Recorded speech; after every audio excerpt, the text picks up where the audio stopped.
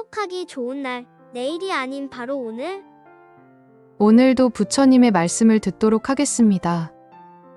어릴 때는 조그마한 일도 큰 상처가 될 수 있어요. 이제는 아이가 상처를 안 입도록 도와야 합니다. 아이가 어릴 때 엄마가 고함을 치고 혼을 냈다면 아이 심리가 약간 위축이 됐을 수 있어요. 그런 원인으로 학교에 가서도 아이가 위축되어 있으니까 친구들이 놀릴 수 있습니다. 어른은 어려운 사람이 있으면 도와주는데 아이들은 철이 없기 때문에 오히려 그런 사람을 놀립니다. 예를 들어 같은 반에 얼굴이 좀 까맣고 엄마가 동남아 출신인 아이가 있으면 애들이 놀린단 말이에요. 잘못된 행동이지만 아이들 세계에서는 어쩔 수가 없어요. 아이들이 그런 걸 다 알면 어른이죠. 그래서 선생님이 아이들에게 어릴 때부터 남을 괴롭히면 안 된다는 평등 교육을 시켜야 해요. 아이들이 싸우거나 갈등이 있으면 불러서 막 벌을 세우거나 야단치지 말고 입장을 바꿔놓고 생각하도록 교육을 시켜야 합니다. 그런데 우리 선생님들 중에 그렇지 않은 분들이 있어요. 막 야단치고 벌만 세워요. 그럼 애들이 더 기분이 나쁠 거 아니에요. 그럼 뒤에서 괴롭히던 애를 더 괴롭혀요. 이게 반복이 됩니다. 요즘 학부형들은 아이가 조금만 상처를 입거나 문제가 생기면 학교에 가서 선생한테 항의를 하고 상대편 학부형한테 항의를 하니까 아이들 관계가 더 나빠집니다. 조금 지혜롭게 대응하는 게 필요합니다. 내가 아이가 어릴 때 고함을 지르며 키워서 아이 심리가 억압되고 위축됐구나. 이것이 아이에게 좀 영향이 있나 보다.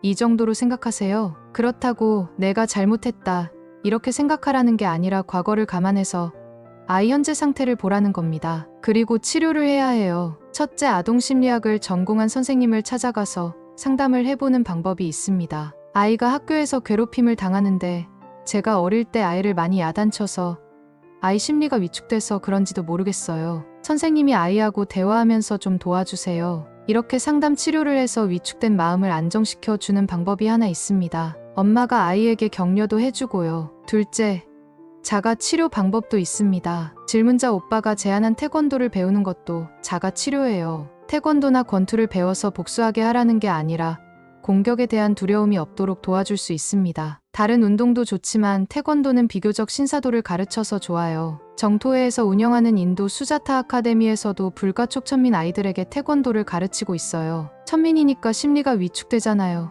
도시에 나가면 천민 아이들이 겁을 먹거나 위축이 된단 말이에요. 태권도를 가르치면 애들이 좀 반듯해지고 자신감도 생겨요. 학교 수업도 필요하지만 태권도나 노래, 춤 같은 이런 예체능 교육을 많이 시키는 게 좋아요. 학교 공부만 갖고는 도시 부잣집 애들 따라가기가 어렵거든요. 태권도나 노래, 춤 공연을 해서 사람들에게 굉장한 환호도 받고 하면 자신감이 좀 붙습니다. 전문 예술가나 전문 운동선수가 되라고 그런 교육을 하는 게 아니라 자존감을 갖게 하기 위한 방법이에요. 그래서 오빠 얘기도 일리가 있어요. 아이하고 한번 상의해보세요. 태권도를 배워서 남을 때리라는 게 아니라 자신감을 키우기 위해서 하는 거예요. 태권도를 하려면 힘이 좀 들어서 그러는지 다른 이유가 있는지 아이하고 얘기를 조금 해보세요. 억지로는 시키지 말고요. 엄마가 아이에게 뭘 하라 했을 때 아이가 하기 어렵다고 하면 가능하면 그 의견을 수용을 해주세요. 그런데 그냥 그래, 하지 말아라고 하는 게 아니라 왜 안 하는 거냐고 물어보세요. 어떤 이유로 안 하려고 하는지 물어보고 아이가 할 수 있도록 해결해 주는 게 좋지 않을까요? 태권도랑은 조금 다르지만 권투를 배워볼래? 라든지 반 애들이 안 하는 다른 걸 배워볼래?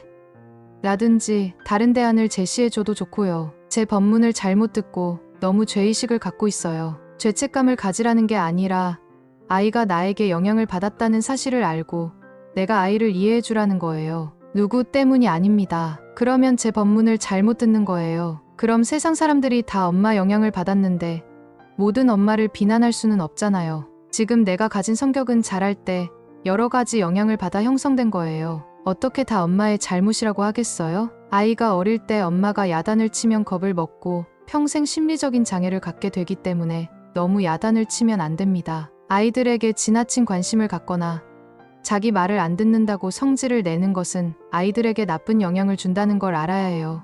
부부 사이가 안 좋은 것은 어른 사이의 일이잖아요. 그런 이유로 아이한테까지 나쁜 영향을 주는 것은 바람직하지 않습니다. 죄의식을 가지라는 게 아니에요. 아이가 저렇게 위축된 것은 엄마의 영향도 좀 있다는 정도로 받아들이면 됩니다. 지금이라도 아이를 낫게 하려면 심리치료를 하셔야 해요.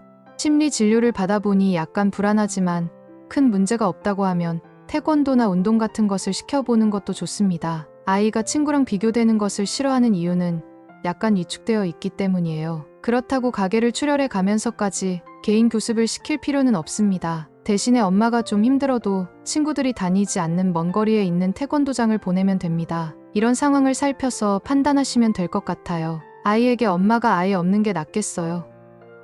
그 정도 수준의 엄마라도 있는 게 낫겠어요? 좀 부족한 엄마라도 아이 옆에 있는 게 낫습니다. 자꾸 엄마가 잘못했다 하고 죄의식을 가지면 아이의 심리가 더 위축이 돼요. 엄마가 당당해야 아이도 당당해집니다. 아이가 엄마가 문제다 하고 얘기를 해도 그래도 엄마가 없는 것보다는 있는 게 낫잖아. 이렇게 웃으면서 얘기해야 합니다. 아이가 엄마 싫어한다고 해서 또 위축이 돼서 잘못했다고 하면서 울고 빌고 이러면 안 돼요. 그러면 아이에게 자신감이 더 없어져 버립니다. 엄마가 먼저 당당해야 합니다. 우리 집은 가난하고 어쩌고 하면서 아이가 불평을 해도 그래, 맞다. 그래도 인도에 한번 가봐라. 우리 집보다 더 못 사는 집이 많다. 이렇게 말할 수 있어야 해요.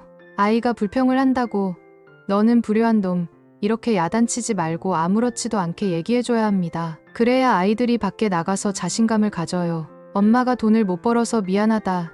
이런 식으로 얘기하면 아이가 일시적으로는 좋아할지 몰라도 밖에 나가면 자신감이 없어져서 부모의 직업을 속여요.